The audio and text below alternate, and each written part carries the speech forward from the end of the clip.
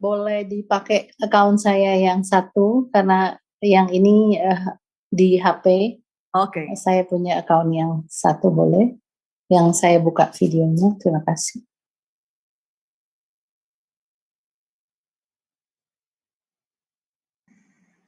Oke. Terima kasih. Selamat pagi, selamat sabat untuk semuanya. Kita puji Tuhan karena pasti kita cukup sehat sehingga kita bisa akses dalam join ibadah pada pagi hari ini bersama dengan CMC Jakarta.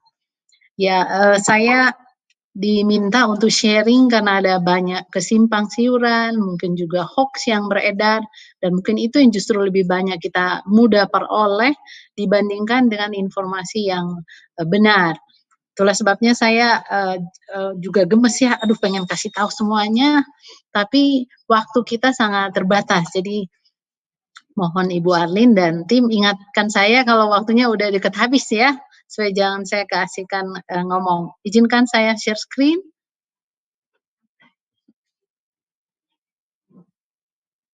Oke, bisa kelihatan? Bisa. Oke.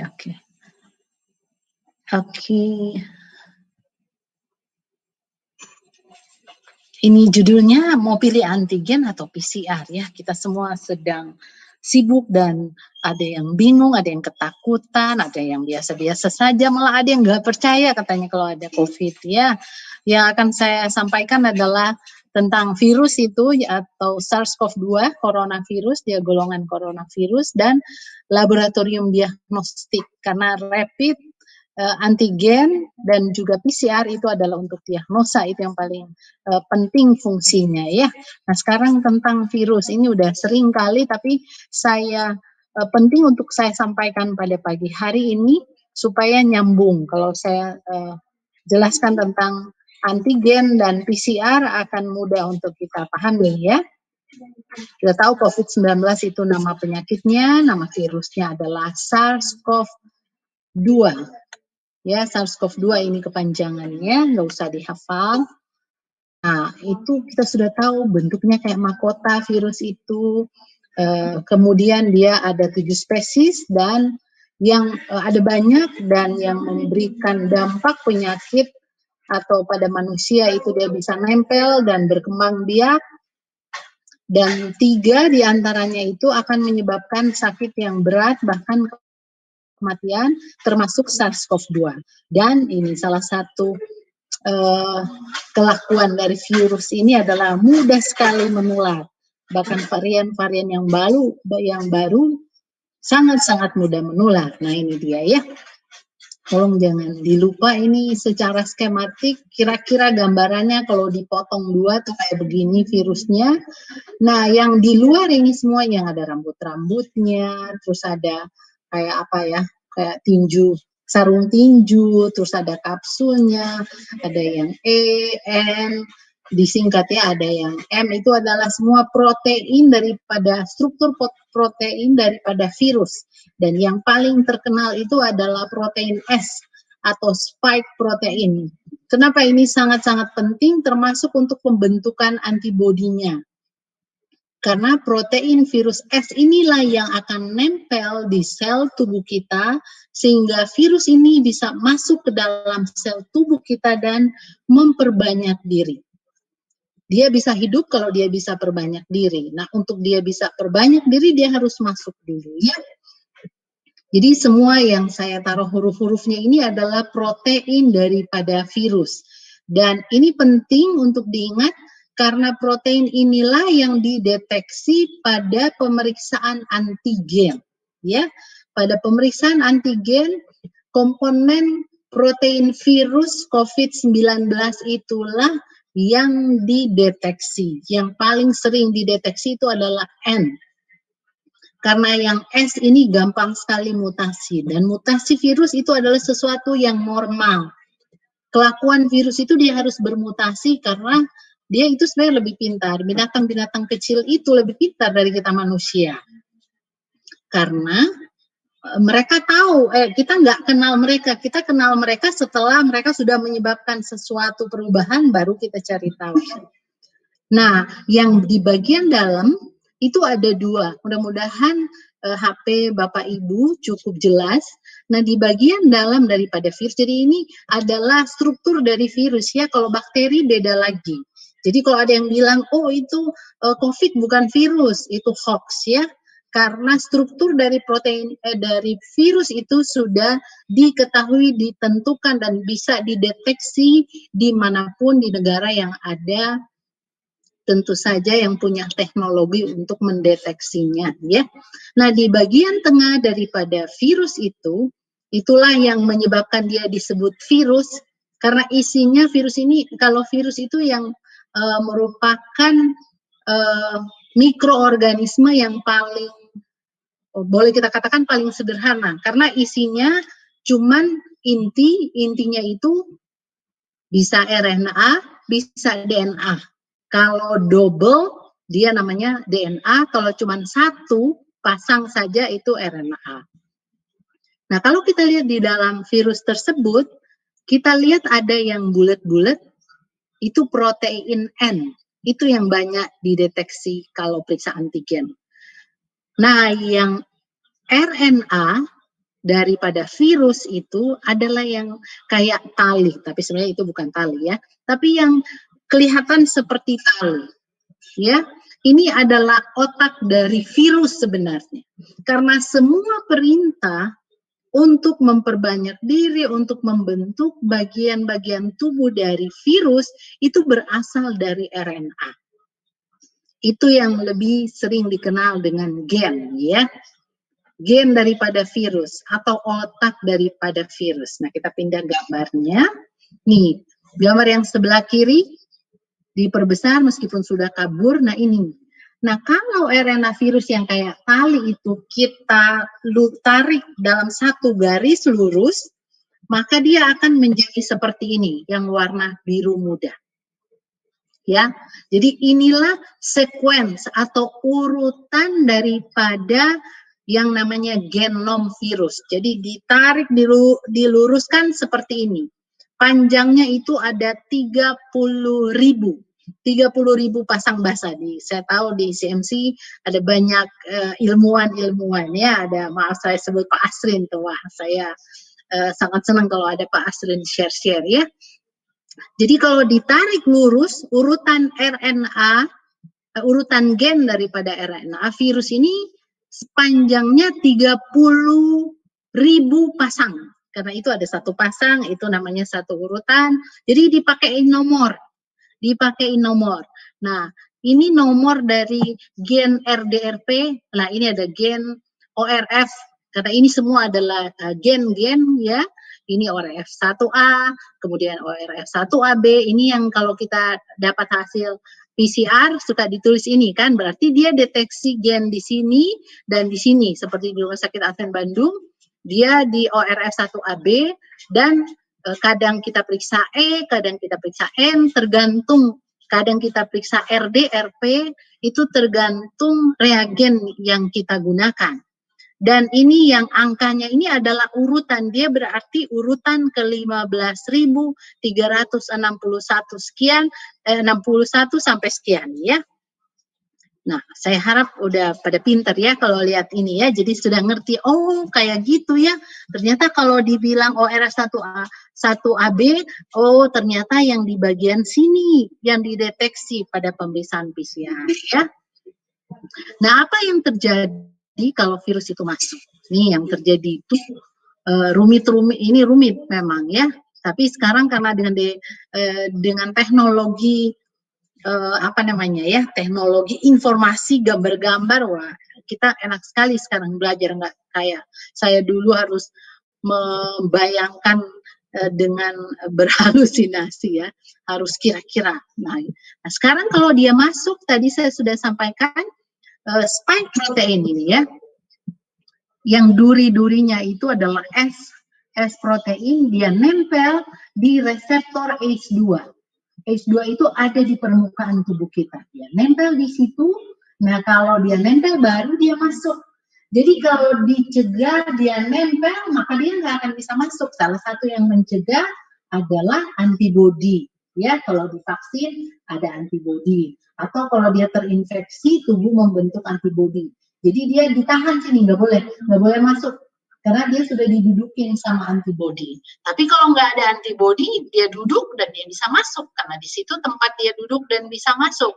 Nah, saya juga mau mengingatkan pesan kesehatan untuk yang hipertensi, untuk yang obesitas, untuk yang diabetes, tempat duduknya ini di permukaan sel tubuh kita banyak, ya.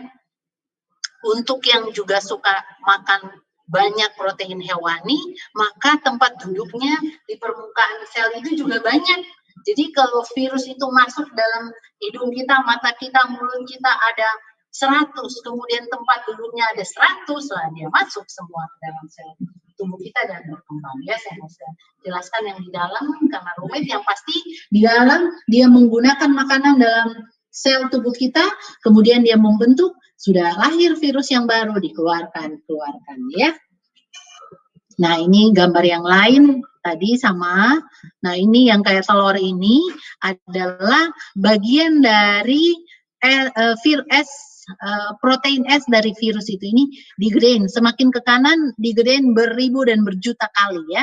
Jadi protein S yang warnanya lebih muda, biru muda, digrain lagi dia jadi kayak gini, spike ya, spike protein, dan tempat nempel kepada tempat duduk di sel tubuh kita itu khusus.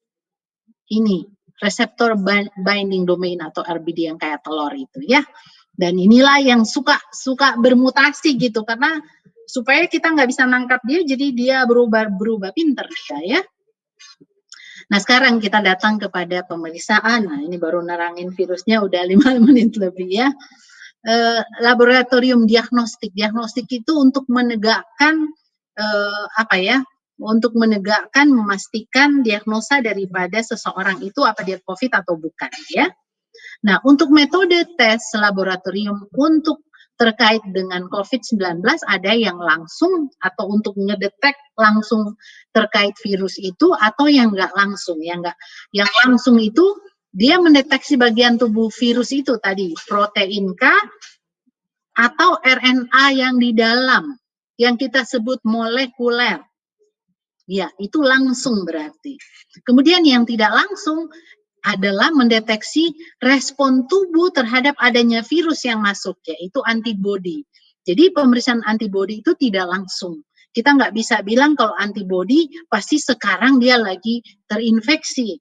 Tapi kalau ada antibodi, kita bisa menyampaikan bahwa dia pernah, apakah sedang, virusnya masih ada atau kok sudah lalu, tapi yang pasti dia pernah terpapar dengan COVID-19 ya.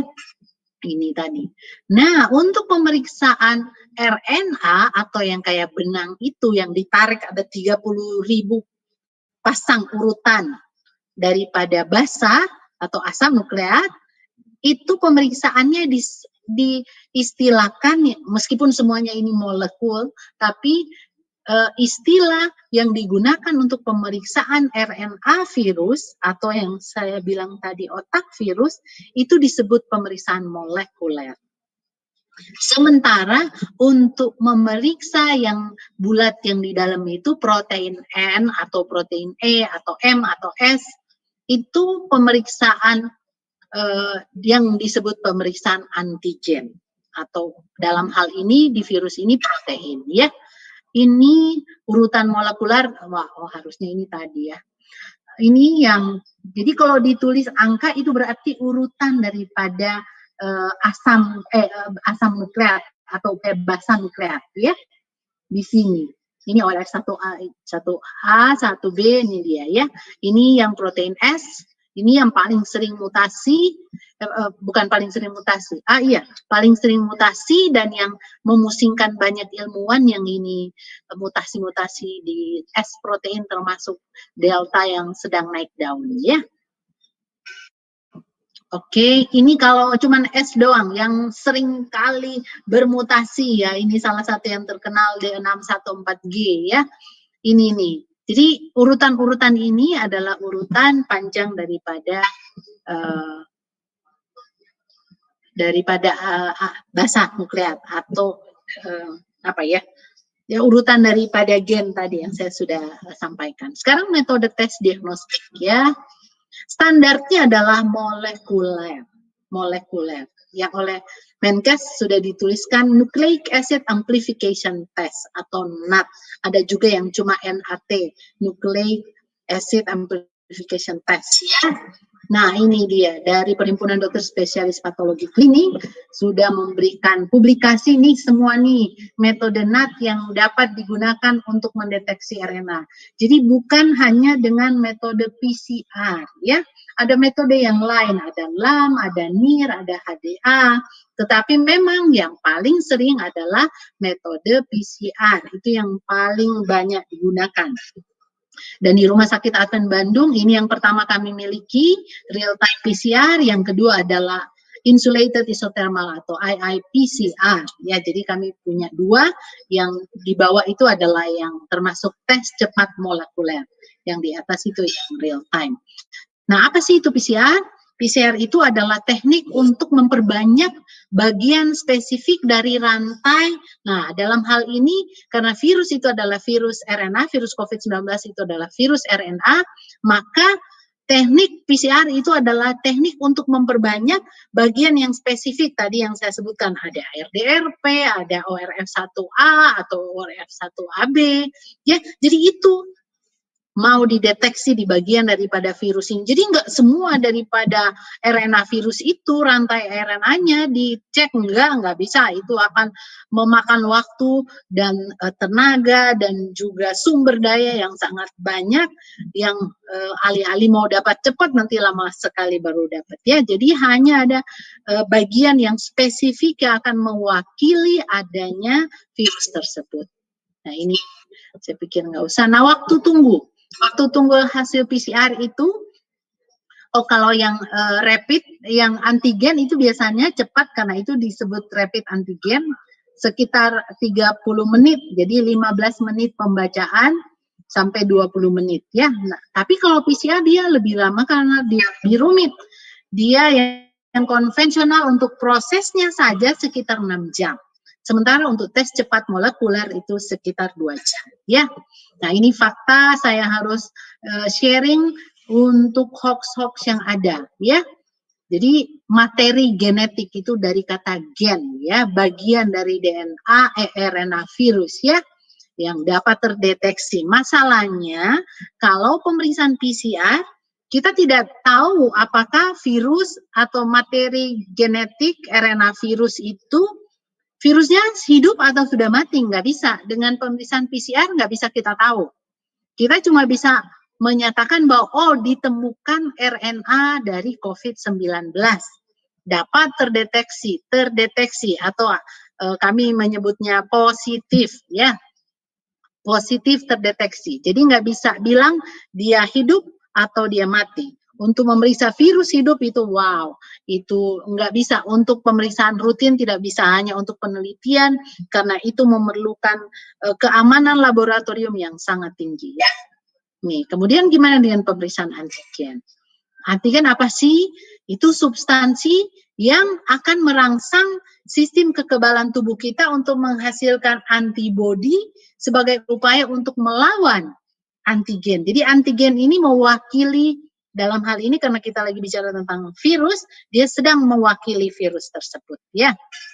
Nah, dia bisa kuman penyakit, bisa virus, bisa bakteri, bisa jamur, bisa makanan, bisa apa lagi. Bahkan kalau yang di autoimun, dia bagian dari sel tubuh kita ya. Ini contohnya yang saya pikir, saya yakin Dr. Sondang sudah sering bercerita tentang lock and key.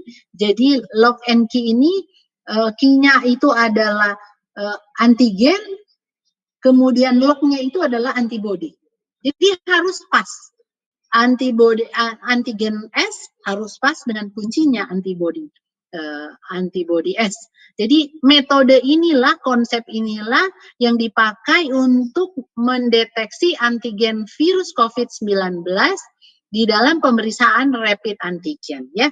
Jadi di dalam reagennya sudah ada antibody khusus terhadap antigen N, karena yang paling sering adalah N, maka itu. Ini dia. Untuk membentuk antibodi ini panjang ceritanya ya. waktu kita nggak cukup, jadi saya nggak bisa jelaskan lebih detail bagaimana pemeriksaannya. Ini untuk antigen, bisa yang dicelup-celup, cuman memang akurasinya dan stabilitasnya banyak yang lebih rendah sehingga jarang digunakan. Yang banyak digunakan adalah pakai cartridge yang ditetes-tetes ya. Ini ada standarnya, dan yang harus diperhatikan adalah dia harus pakai, ada yang pakai saat ini ada yang pakai ludah, ada yang di swab, tapi yang umumnya adalah yang di swab ya. Kemudian bacanya boleh pakai mesin juga sehingga bisa keluar ya, macam-macam. Ini kelebihan dan kekurangannya. Jadi seperti tadi itu direct untuk ngecek apakah ini ada virusnya atau tidak. Tapi ini dia, ada kekurangannya juga ya, dan itu gampang. Sementara kalau PCR, waduh, dia perlu tingkat keamanan yang lebih tinggi dan pengerjaannya rumit. Ini dia. Ini tingkat keamanan laboratorium, jadi untuk periksa PCR 2 atau 3 ya. Ini kita mau masuk di ini lab kita yang di Bandung, Rumah Sakit Advent Bandung, untuk masuk itu nggak semua orang bisa masuk pakai finger scan. Cuman mereka yang punya akses yang bisa masuk. Ini yang waktu awal, sekarang sudah lebih complicated dan lebih banyak barang. Kita harus ada CCTV, itu standarnya. Nah, bagaimana laporan hasil pemeriksaan? Nih, kalau antigen dikatakan positif atau negatif. Ada juga yang reaktif atau non-reaktif, tapi lebih disarankan positif atau negatif karena ditemukan adanya protein daripada kuman yang dideteksi. Ini kalau hasil PCR jadi rumit, harus lihat satu-satu, harus cek. Ini grafik yang harus dicek untuk setiap data pemeriksaan PCR ya. Hasil daripada pemeriksaan PCR atau molekuler itu positif atau yang disebut terdeteksi atau negatif atau tidak terdeteksi atau inkonklusif jika tidak memenuhi syarat mau negatif atau positif. Nah, ini saya harus mengklarifikasi hasil molekuler PCR tidak pemeriksaan NAT atau molekuler tidak selalu menyatakan dengan cycle threshold atau CT. Jadi nggak semua pemeriksaan NAT itu ada CT ya. Seperti yang kami gunakan, satu pakai CT real time, tetapi yang PCR, PCR itu pakainya rasio, bukan dengan CT ya. Kemudian kapan waktu pemeriksaannya? Ini dia. Ini mungkin, waktu saya tinggal berapa menit, Bu Airin, Bu Arlin? Ya. Kira-kira 10. Oh, 10. Oke. Jadi, ini kapan waktu yang terbaik nih? Kenapa kadang, kenapa 2 hari lalu negatif kok sekarang positif ya? Kemarin, biasanya itu yang paling dikeluhkan. Atau kalau yang mau jalan, ya kemarin negatif, kenapa sekarang jadi positif? Tadi malam saya harus juga menjelaskan. Nah, ini yang oleh WHO dan para ahli seringkali mempublikasi. Ini agak rumit memang ini warna-warnanya. Kayaknya juga kabur, jadi saya jelaskan aja. Mulai dari virusnya. Ini virus dia yang paling pendek terdeteksinya, cuman nggak usah terlalu khawatir dengan virus hidup itu ya, karena untuk laboratorium rutin nggak bisa. Kita nggak bisa deteksi virus itu hidup atau mati karena sangat beresiko. Karena kalau kita mau deteksi, kita harus kita harus biakkan, kita harus kulturkan, kita kembang biakan. Jadi kita hidupkan terus kita kasih makan supaya dia berkembang biak supaya kita bisa deteksi. Dan itu tentu sangat berbahaya. Jadi itu cuma bisa ada di laboratorium penelitian dengan tingkat keamanan yang sangat tinggi. Dan itu virus punya jangka waktu hidup. Jadi Bapak Ibu, virus itu meskipun kita pelihara bagus-bagus di dalam tubuh kita, nah, tentu saja kita nggak mau pelihara si virus COVID ya, saya cuma bicara andai-andai. Kalaupun kita mau pelihara virus COVID itu di dalam tubuh kita, dia punya usia sama seperti sel-sel tubuh kita. Ada yang 14 hari, ada yang paling ramah sel saraf ya, ada yang 30 hari, ada yang 120 hari. Nah, virus ini umurnya di dalam sel tubuh manusia itu hanya berkisar 10 sampai 14 hari. Ya. Jadi umur virus itu di dalam tubuh kita hanya sekitar 10 sampai 14 hari. Jadi jangan karena PCR kemudian positif terus, kemudian kita ketakutan, jangan ya. Karena virus itu kira-kira 14 hari dia ada, bisa bertahan hidup. Sesudah itu dia mati. Dia mau bagaimanapun, mau kita kasih pengawet apapun, dia akan rusak ya. Jadi yang pertama ini yang paling pendek nih. Nah, ini simptom onset yang ada garis hitam ke bawah itu mulai bergejala. Jadi kalau virus itu masuk dalam tubuh kita melalui hanya 3 dia tempat jalan, melalui hidung, melalui mata, melalui mulut. Kulit nggak ada, ya. Dari mana-mana nggak ada. Dari darah juga nggak ada. Ya, jadi cuma mulut, mata, hidung atau mata, hidung, mulut, ya.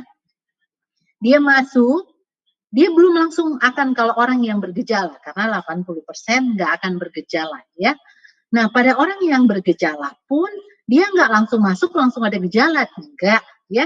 Nanti sekitar 1 minggu dari dia masuk, 5 sampai 1 minggu dari saat kita mulai terpapar, maka barulah kita bergejala. Nah, terdeteksi virus itu tentu setelah kira-kira 2 atau 3 hari dia masuk karena dia sudah bisa memperbanyak diri. Kalau dia nggak bisa kita kalahkan, maka dia bisa. Tapi itu tidak kita lakukan ya, jadi abaikan saja. Nah, kemudian yang berikut adalah PCR. PCR-nya itu yang warna biru muda. Kalau dia dari nasofarinx yang disuap-suap masukin dari hidung. Kemudian kalau yang warna pink itu kalau bilasan bronkus. Jadi dimasukkan cairan dari saluran pernafasan kita sampai ke saluran yang mau masuk ke yang di paru-paru, kemudian kayak dibilas itu, kemudian diambil lagi baru diperiksa. Tapi itu jarang sekali dilakukan dan tidak rutin. Ya. Kemudian jadi yang kita perhatikan yang warna biru muda. Coba lihat, dia bisa lama sekali. Penelitian menuliskan bahwa bisa sampai 89 hari. Nah, kalau antigen itu sangat pendek waktu atau limit deteksinya. Kira-kira nih kalau kita lihat ya, 5 hari sampai 1 minggu setelah terpapar. Jadi sangat-sangat pendek. Ketika virus lagi banyak-banyaknya, jadi virusnya lagi di puncak sini, karena maka disitulah antigen itu akan terdeteksi. Jadi sangat pendek waktu deteksi antigen ya. Antigen kira-kira 5-7 hari, kemudian PCR. Nah ini Bapak Ibu, PCR itu bisa lama sekali. Jadi nggak usah frustrasi kalau periksa positif. Dan memang tidak dianjurkan untuk periksa sering-sering. Kalau sudah lewat 14 hari, nggak usah periksa lagi. Ini dia. Waktu pengambilan sampel yang tepat tentu saja sekitar 5-7 hari setelah kita anggap kontak erat dengan orang yang positif. Atau pada saat timbul gejala, batuk, panas, nah itu kita periksa. Karena kemungkinan itu sudah sekitar 1 minggu, 5-7 hari ya. Jadi Bapak Ibu tahu kapan untuk periksa yang paling tepat. Nih, ya. Jadi pas kena, wah ternyata dia COVID, saya kena tadi, langsung buru-buru mau ke laboratorium. Tidak, karena pasti negatif. Ya, kecuali kita sudah terpapar sebelumnya juga ya. Tunggu 5-7 hari setelah terpapar. Nah, ini kira-kira kalau tadi untuk pengambilan, sekarang untuk nilai CT. Kalau yang gemes pengen tahu tentang CT. Kalau CT ini awal-awal masih tinggi. Lebih lama kalau kita periksa 1 hari, setiap hari kita periksa, lebih lama kan lebih turun berarti lagi semakin banyak. Dan kalau sudah akhir dia akan tinggi. Nah kalau sudah di atas 30 itu yang tadi, dia bisa sampai 89 hari. Bisa hari ini positif, besok negatif, hari ini positif, dan biasanya CT-nya sudah di atas 30 ya. Nah nilai CT hanya menggambarkan RNA. Ya, itu tadi. Semakin tinggi CT, semakin sedikit RNA virusnya. Semakin rendah, semakin banyak. Kemudian jangan shopping, aku mau periksa sini, aduh aku di sini 25, aduh kenapa ya di sana 28, aku di sini 30, aduh kenapa ya di sana 34 ya. Jangan, karena Tidak bisa dibandingkan kalau sampel berbeda. Ngambil kemarin dan ngambil sekarang, ya bisa berbeda hasilnya. Kemudian laboratoriumnya pakai reagen yang beda-beda. Standar cut-off-nya juga beda-beda, ya. Metodenya juga beda-beda. Jadi tidak boleh shopping dari sini ke sana. Di satu laboratorium dan mau periksa ulang di laboratorium yang sama seboleh-bolehnya dan konsultasikan kepada penanggung jawabnya, ya. Ini dia, ada hoax yang beredar. Oh, CT yang di bawah 10 itu tidak valid. Oh, jadi tidak ada pengelompokan CT value yang bisa katakan baik dan buruk, nggak bisa. Kalau itu sudah dikeluarkan oleh laboratorium, itu berarti sudah melewati standar validasi, ya. Dan CT value tidak direkomendasikan sebagai satu-satunya dasar. Oh, dia karena positif, dia infeksius. Enggak juga. Karena kalau sudah tadi sampai 89 hari, dia enggak bisa dibilang infeksius. Karena kan ingat, infeksius itu adalah ketika kita punya virus yang hidup. Berapa lama? Tadi saya sudah sampaikan, hanya sekitar 14 hari. Ya. Jadi CT value yang tinggi, itu awal atau akhir. Saya sudah pakai U tadi, ya. Jadi mohon maaf kalau saya tidak bisa lama-lama. Jadi ini tadi tidak ada yang invalid, nggak ada, ya. Nah, fakta ini ada tentang varian, tentang yang sudah bermutasi. Nah, apakah bisa terdeteksi? Kalau katanya ini hoax juga, sampai dokter-dokter juga percaya, ya. Kalau dia negatif PCR-nya, oh kemungkinan itu atau pasti itu mutasi, itu virus yang mutan. Itu juga adalah hoax karena itu bisa pada virus CT yang rendah atau yang varian, CT-nya itu bisa rendah. Memang sekarang banyak kan yang rendah, kemungkinan banyak yang terpapar dengan varian yang baru, ya. Oke. Untuk ringkasannya, laboratorium pemeriksaan sesuai dengan target. Kita mau deteksi apa? Kita mau cek apa? Mau cek protein virus K atau mau cek yang standar emas, RNA, molekuler, otak dari virus. Nah, bisa dengan PCR, bisa dengan TCM atau tes cepat molekuler, atau kalau protein bisa antigen atau antibody, ya. Nah, rapid ini bisa molekuler, ada rapidnya, antigen, antibody juga itu cepat, ya. Ini tadi tentu semakin ke kanan semakin bisa dipercaya. Oh, kalau antibody kita nggak bisa bilang dia lagi infeksi. Kalau antigen, kalau dia udah lewat deteksi antigen 5-7 hari, kita nggak bisa bilang dia negatif, ya, karena limit deteksinya itu pendek. Ini baku emas, isolasi virus, kultur virus itu nggak rutin, tetapi yang deteksi genom yang saat ini banyak digunakan PCR, itulah yang dijadikan sebagai standar, ya. Ini adalah perbedaan daripada yang real time PCR dan tes cepat molekuler. Kemudian, nah ini pesan yang terakhir, bahwa ada banyak cara yang kita bisa gunakan untuk melawan COVID-19. Pakai masker, jaga jarak, kemudian kita punya lingkungan, kemudian aturan-aturan pemerintah termasuk vaksin. Tetapi yang paling penting yang diajarkan terus-menerus oleh CMC adalah kita harus menjaga hidup kita dengan pola tubuh kita dengan pola hidup sehat, sehingga imun kita atau kekebalan tubuh kita akan diaktifkan, ya. Dan pola hidup yang tidak sehat itu akan menghalangi pembentukan tentara untuk melawan virus tersebut. Kita ada newsletter di Rumah Sakit Advent, ada hidup sehat. Lakukan hidup sehat dan kita nggak usah khawatir karena kekebalan tubuh kita yang akan menjaga kita daripada terinfeksi dengan virus COVID. Yang perlu kita ingat, baku emasnya itu adalah PCR dan semua ada syarat dan keterbatasan. Kiranya Tuhan memberkati kita semua.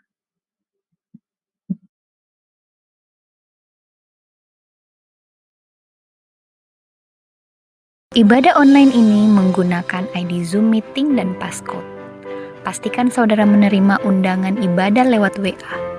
Jika belum, hubungi WA 0878 00 12345 7.